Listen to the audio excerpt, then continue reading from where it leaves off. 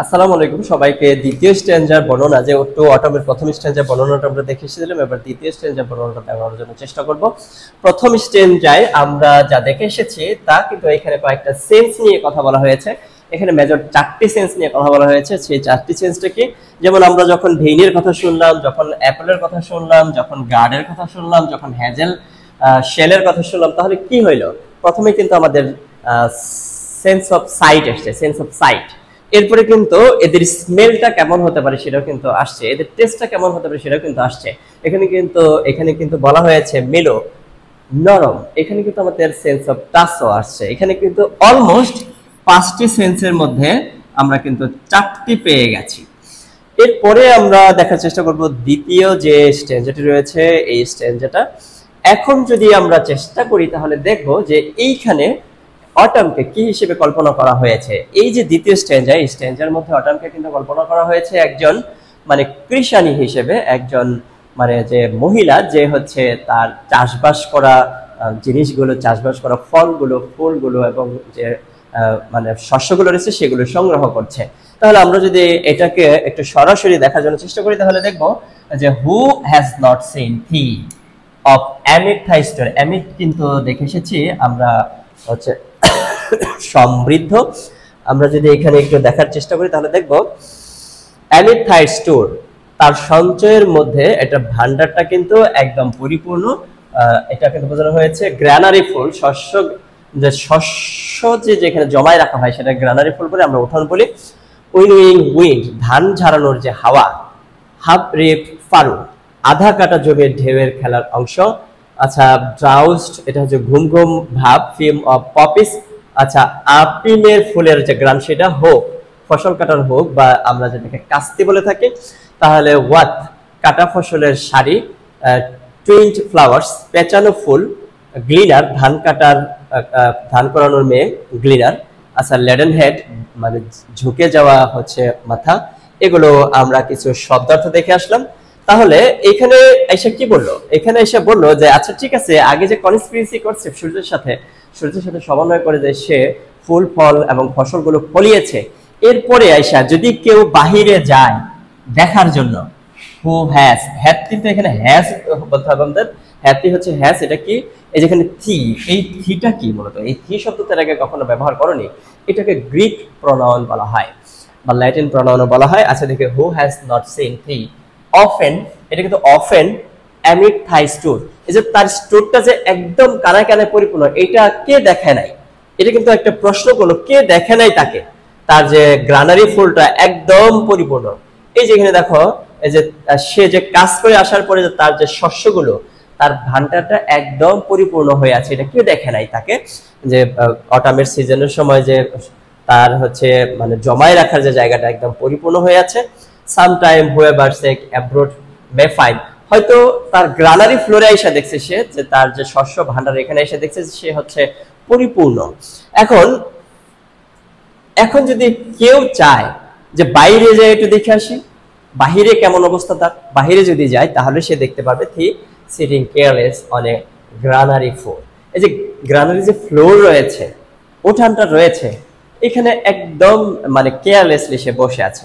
আচ্ছা, কেয়ারলেসলি কেন বসে আছে? কখন কেয়ারলেসলি বসে থাকবে? একজন কৃষক যখন পর্যাপ্ত পরিমাণে তার শস্য ভান্ডারে জমা করতে পারবে তখন কিন্তু সে স্বস্তিতে থাকবে, দুশ্চিন্তা মুক্ত থাকবে, তাহলে কেয়ারলেসলি সে বসে থাকতে পারবে।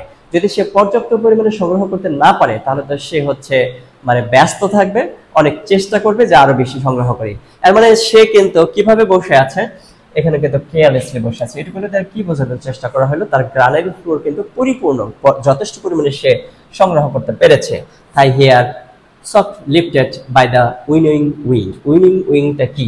আচ্ছা, ধান ছাড়ানোর, ধানের যে খোসা, এটা ছাড়ানোর জন্য যে অল্প মিদমন্দ বাতাস আছে, আমরা যে গ্রামে দেখি যে ধান এখানে কিন্তু মানে ছেড়ে দেয়, বাতাসে কিন্তু সে চিটাগুলো ধরে সরে যায়, সেই বাতাসকে কিন্তু উইনোয়িং উইন্ড বলা হয়। হেয়ার সফট লিফটেড, কিভাবে? সফট লিফট, লিফট মানে তো এখানে নিচের দিকে নেমে এসেছে, উপরের দিকে উঠে গেছে। এটা যদি আমরা একটু দেখার চেষ্টা করি কিরকম, এই যে দেখো, যখন সে একদম মানে গ্রানারিতে বসে আছে তার চুলগুলো একটু বাতাসে উপরের দিকে লিফট হচ্ছে সফটলি, এইখান থেকে উপরের দিকে উঠছে নামছে, উঠছে নামছে, এরকম করছে। তাহলে এই বিষয়টা আশা করি তোমরা বুঝতে পেরেছো। এখানে অ্যাকচুয়ালি কি মেসেজ দিতে চেয়েছি এটা আমরা শেষে বোঝার চেষ্টা করব। Or on half reaped furrow sound slip.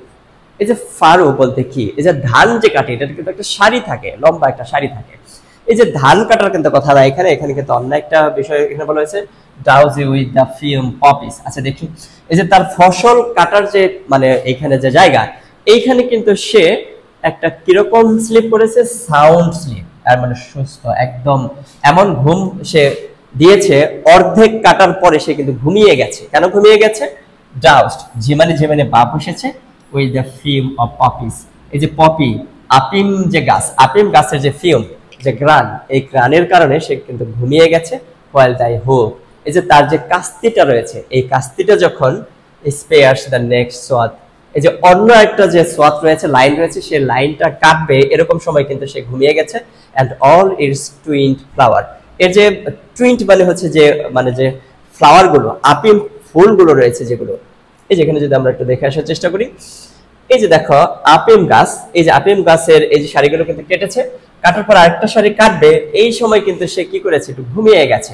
কেন? এই যে আপিম ফুলের যে গ্রান, এই গ্রানগুলোর কারণে তার কিন্তু ঘুম এসে গেছে, আপিমের গ্রানের কারণে কিন্তু তার ঘুমিয়ে গেছে। আরেকটা ফুলের যে টুইন করবে, টুইন মানে তো হচ্ছে প্যাচিয়ে বাঁধা, যেমন আমাদের ধান কাটার পরে কিন্তু সেগুলো আটি বানায় যেটা, সেটা কিন্তু করছে এখন। অ্যান্ড সামটাইম লাইক এ গ্লিনার দো ডাস কিপ, মাঝে মাঝে ওই যে ফসল সংগ্রহকারীর মতো কিন্তু তাকে আমরা খুঁজে পাই।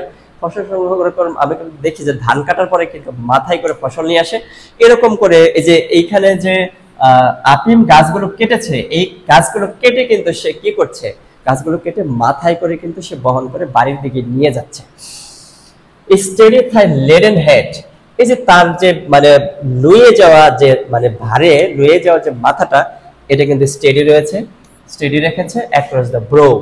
ব্রোক মানে কিন্তু ছোট নদী, যখন সে ছোট নদীটা এই যে তার মাথায় করে পার করছে, যখন এই তার ফসলগুলো যখন মাথায় করে নিয়ে পার করে যাচ্ছে, এই ছোট নদীটার পাশে কিন্তু সে মানে এখানে কিন্তু পার হয়ে যাচ্ছে ছোট নদী দিয়ে, মানে ব্রোক মানে কিন্তু ছোট নদী, যেটা কিন্তু অল্পতেই পার হয়ে যাওয়া যায়, বড় নদী না কিন্তু। আচ্ছা, or by cider press with patient look. Cider press কোনটা? এই যে সাইডার প্রেস মানে হচ্ছে চাপ দিয়ে যেখান থেকে ফলের রস সংগ্রহ করা হয়। যেমন ধরো এইখানে যে অ্যাপল, এই যে এখানে কিন্তু অ্যাপলটা দেওয়ার পরে এই যে এখানে কিন্তু চাপ দিলে এই যে অ্যাপলের রসগুলো কিন্তু বের হয়ে যায়, এটাকে সাইডার প্রেস বলে। এই যে সাইডার প্রেস থেকে সে কি করছে, খুব পেশেন্টলি, ধৈর্যের সাথে, খুবই ধৈর্যের সাথে সে এগুলো প্রেস করছে। এবং the watches the last oozing hours by hours, ঘন্টার পর ঘন্টা বসে থেকে সর্বশেষ যে চুয়ে পড়া ড্রপটা রয়েছে, মানে ফোঁটাটা রয়েছে, সেই পর্যন্ত সে ধৈর্য সহকারে দেখতেছে। আচ্ছা, আশা করি তোমরা এটা বুঝতে পেরেছো। এই স্ট্যাঞ্জার যে বর্ণনাটা এখানে কিন্তু দেখেছি যে অটাম কতটা সমৃদ্ধ। অটাম সিজনের এখানে যে এই যে অটাম সিজনটার সময় তার কি কি মানে তার অ্যামিট রয়েছে, কি কি তার ফুল ফল রয়েছে, ফসল রয়েছে, এগুলো যখন একজন কৃষক সংগ্রহ করে তখন এই যে পর্যাপ্ত পরিমাণে পাওয়ার পরে যে তার যে একটা স্বস্তি, তার যে একটা মানে এইখানে দুশ্চিন্তাহীনতা, এটাই কিন্তু এখানে তুলে ধরার চেষ্টা করা হয়েছে। আশা করি তোমরা এই দ্বিতীয় স্ট্যাঞ্জাটা বুঝতে পেরেছো এবং তৃতীয় স্ট্যাঞ্জা দেখার আমন্ত্রণ জানিয়ে আজকে শেষ করছি। ধন্যবাদ সবাইকে।